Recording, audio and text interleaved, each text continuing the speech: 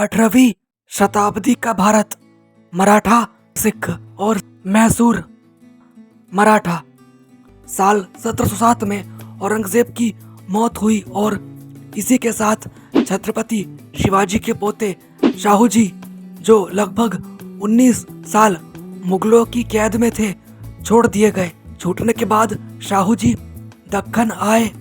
फिर उनका और उनकी ताई ताराबाई के बीच युद्ध हुआ, जिसमें शाहू जी जीत गए। साल 1713 में शाहू जी ने बालाजी विश्वनाथ को पेशवा या प्रधानमंत्री बनाया और ये पहले पेशवा हुए।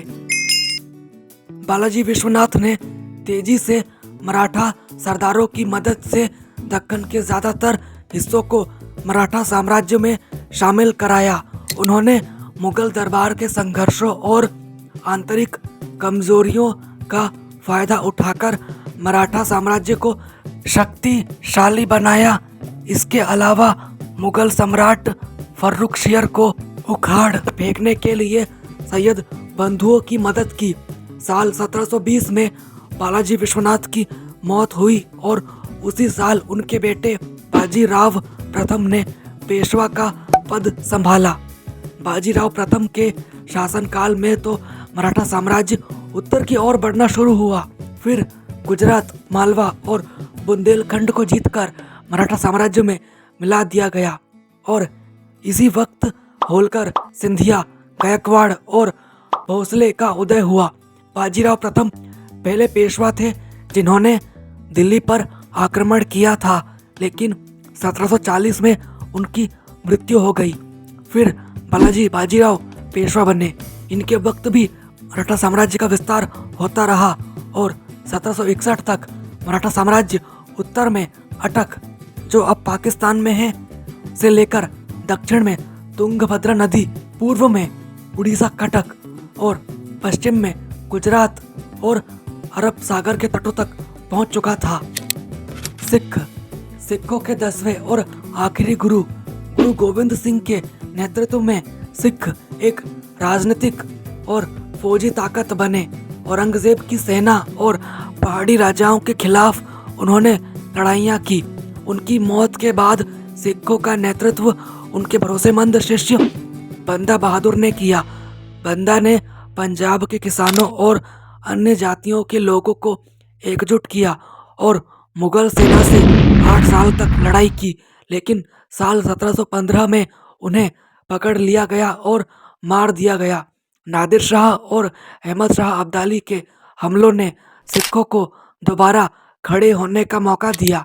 साल 1765 से 1800 के बीच सिखों ने पंजाब और जम्मू कश्मीर को अपने अधिकार में किया। सिख 12 मिसलों और संघों में संगठित थे, जो सूबे के अलग अलग हिस्सों में काम करते और एक दूसरे की मदद करते थे। 18वीं शताब्दी के अंत में सुकरचर्या मिसल के प्रधान रणजीत सिंह उभरकर सामने आए। वह एक ताकतवर और बहादुर सैनिक थे, जिन्होंने बाद में सिख साम्राज्य की नींव रखी। साल 1799 में उन्होंने लाहौर और 1802 में अमृतसर पर कब्जा किया और सतलुज के सभी सिख प्रधानों को अपने अधीन कर लिया। बाद में कश्मीर, पेशावर और मुल्तान को भी जीत लिया। रणजीत सिंह ने यूरोपीय पद्धति से एक शक्तिशाली, अनुशासित और सुसज्जित फौज तैयार की। कहा जाता है कि उनकी फौज ईस्ट इंडिया कंपनी के बाद एशिया की दूसरी सबसे अच्छी फौज थी। रणजीत सिंह की मौत साल 1839 में हुई। उनके उत्तराधिकारी राज्य को शासित नहीं कर पाए और बाद में अंग्रेजों ने राज्य पर कब्जा कर लिया। मैसूर राज्य पहले विजयनगर साम्राज्य का हिस्सा हुआ करता था और इस पर वोडेयार राजवंश का राज था, लेकिन फिर वोडेयार राजाओं की शक्ति कमजोर हुई और हैदर अली नामक एक सैनिक ने इस मौके का फायदा उठाया और राज्य पर अधिकार कर लिया। हैदर अली बहुत मेहनती और साहसी था। हैदर अली ने पश्चिमी सैनिक प्रशिक्षण के महत्व को समझा और अपने सैनिकों को आधुनिक प्रशिक्षण दिलवाया। वह अपनी सत्ता की शुरुआत से ही मराठा सरदारों, निजाम और अंग्रेजों से लड़ाई में लगे रहे। उनकी मौत के बाद उनके बेटे टीपू सुल्तान ने राज्य की कमान संभाली। टीपू सुल्तान ने एक नए कैलेंडर को लागू किया, सिक्के ढालने की नई प्रणाली लाए और माप तोल के नए पैमानों को अपनाया। उसकी पैदल सेना यूरोप की शैली में बंदूकों और संगीनों से लैस थी, लेकिन इन हथियारों को मैसूर में ही बनाया गया था। साल 1796 के बाद उन्होंने एक आधुनिक नौसेना खड़ी करने की भी कोशिश की थी।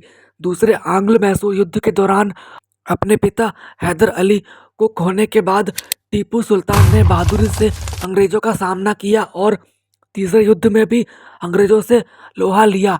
लेकिन चौथा आंग्ल मैसूर युद्ध टीपू हार गए और उनकी मौत हो गई।